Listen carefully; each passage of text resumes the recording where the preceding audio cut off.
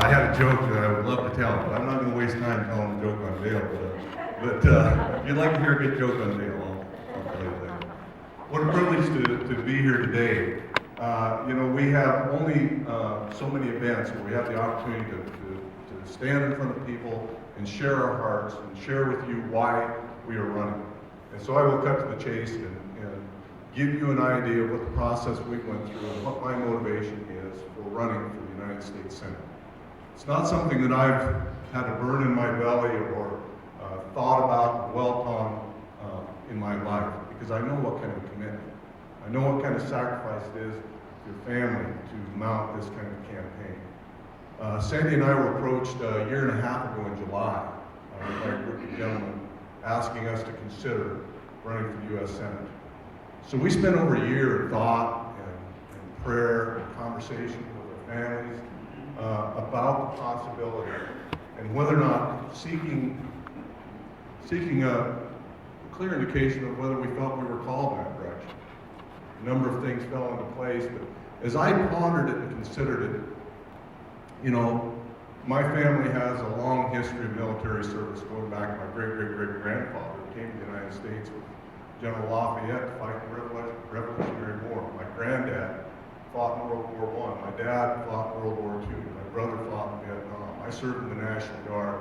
I have a son that's flying Black Hawk helicopters right now in Ozark, Alabama. So there's a long history of military service, but that means nothing, but the call to service does. And I have felt a call to service throughout my life. Starting, with boards and commissions, and volunteering to coach basketball or referee. But beyond that, that service has stirred in bigger ways, in more recent years. I've served in the legislature now for 13 years. Of the 14 years that I will have served in the legislature, I've served in leadership positions 10 of those years. The leadership positions, the legislators that are elected have elections to elect their leaders. I had the privilege of serving as majority leader in the House for 4 years. I say that only to indicate where my heart's been. Because I didn't seek those positions for what I could be. I sought them because of what I felt I could do. And a strong calling to serve in a bigger way. Now the U.S. Senate, as I considered that, I really went through a long thought process. What should our next U.S. Senator from South Dakota look like? And I believe I've identified the 4 qualities, at least in my mind, and you can see if you agree with me or not, what those qualities, what our next senator should look like. Number 1, and top of the list, is integrity.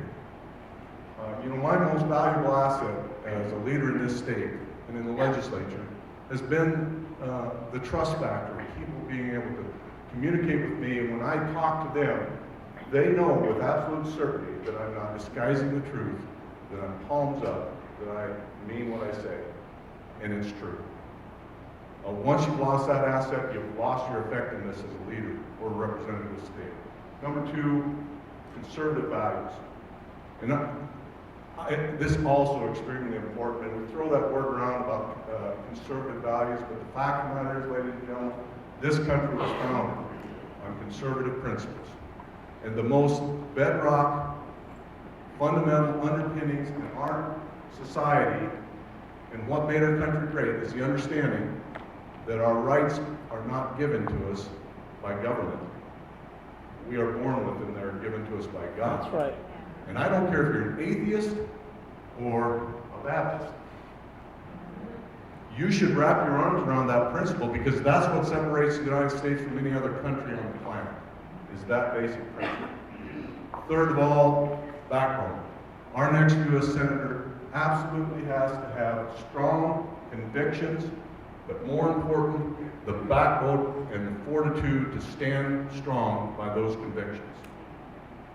And last of all, and very important, you can have the former 3, but if you don't have the leadership skills, the ability to bring people together and foster communication, the former 3 mean very little. When I was majority leader for 4 years, I stressed to my leadership team the importance of communication. because there's a lot of things I don't know, but I know for a fact that many of our problems can and will be solved if people are willing to come to the table and communicate. And there's different means it takes to foster that communication. And I've had to knock a few heads together at times to remind people of the importance of that communication. But it's absolutely paramount. Before we can solve anything, people have to come to the table and be willing to communicate. So, you know, that's been my primary motivation. I wanted to save a couple minutes to tell you a little bit about the ordeal we've been going through out in western South Dakota. Because, you know, we went through the storm called Atlas, October 4th, over a month ago. Well, that has been quite a growing experience for me, and quite a testimony for what makes South Dakota different than other states. You see, in that storm took place, we had neighbors that lost their entire livelihood, the entire herd of cattle, lifetime of work wiped out. Well, in the 4 weeks since that storm, and I've said this before, I've said it many times, I have yet to receive the first phone call of a rancher wondering when government assistance may arrive. Instead, I've seen neighbors helping neighbors, people giving, people unwilling to accept help because they know a neighbor that's in worse shape than they are. Well, ladies and gentlemen, that's the fierce independence. That's just the built-in sense that of fierce independence, of personal responsibility.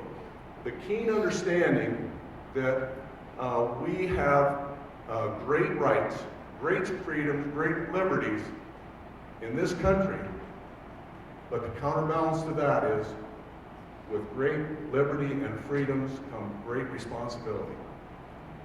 And I've seen firsthand people's willingness to step up to the plate and assume that responsibility.